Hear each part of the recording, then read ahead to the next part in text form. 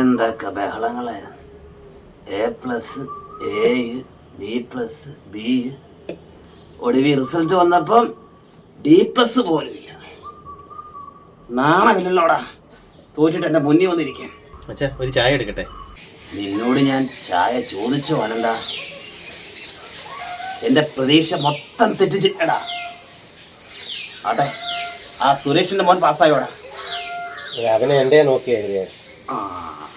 അപ്പൊ അവിടെയും അല്ലേലും തല്ലിയിട്ടും പറഞ്ഞിട്ടും ഒരു കാര്യമില്ല. അതൊക്കെ പോട്ടെ. എന്താ മിസ്റ്റർ അനന്തന്റെ ഫ്യൂച്ചർ പ്ലാൻ? അതിപ്പോ അച്ഛനെ സഹായിച്ച് അച്ഛനെയൊക്കെ കൂട്ടിട്ട് അച്ഛൻ്റെ കൂടെ ജോലിയൊക്കെ ചെയ്ത് അങ്ങനെ അങ്ങ് പോകാനാണ് എൻ്റെ പ്ലാൻ. എടാ, ഈച്ചടിച്ചിരിക്കാനാണെങ്കിൽ ഈ വീട്ടിൽ ഞാൻ തന്നെ അധികം പറ്റാം. നിന്നെ ഞാൻ CAക്ക് വിടും. +2 തൊട്ട് ഞാൻ അങ്ങനെ CAക്ക് പോകാൻ അച്ഛാ? അയ്യാ പിന്നെ ഞാൻ ഉദ്ദേശിച്ചത് ചന്തയിൽ അണ്ടിക്കച്ചവടം ചെയ്യാനാ. അയ്യാ എനിക്കങ്ങനെ പറ്റത്തില്ല. ഒന്നുമില്ലെങ്കിലും കപ്പലണ്ടി വിറ്റിട്ട് നിന്നെ ഒരു നിലയിലാക്കിയില്ല. ഞാൻ പോകത്തില്ല. സുരേഷായിരിക്കും. സുരേഷ് എന്റെ മോന് ഫുൾ എയാടാ. ഓ, അല്ലേലും നിന്റെ അല്ലേ മോൻ.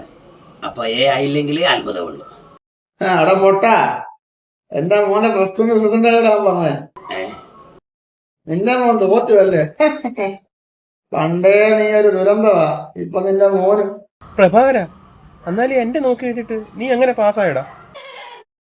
എന്നാലും എങ്ങനെ സംഭവിച്ചിട്ട് എടുത്തു തരാനില്ല. പ്രഭാകര, അച്ഛൻ വിളിക്കുന്നടാ. ഇതെന്നെ കൊല്ലാനുള്ള വിളിയാടാ. പ്രഭാകര, ഞാൻ മദ്രാസിലോട്ട് നാട് വിട്ട് പോവാടാ. അവിടെ എന്തെങ്കിലും കൂലിപ്പണി എടുത്താലും ജീവിക്കണം. ഇനി അതേ ഉള്ളു രക്ഷ. നമുക്ക് വീണ്ടും കാണാം. ശരി.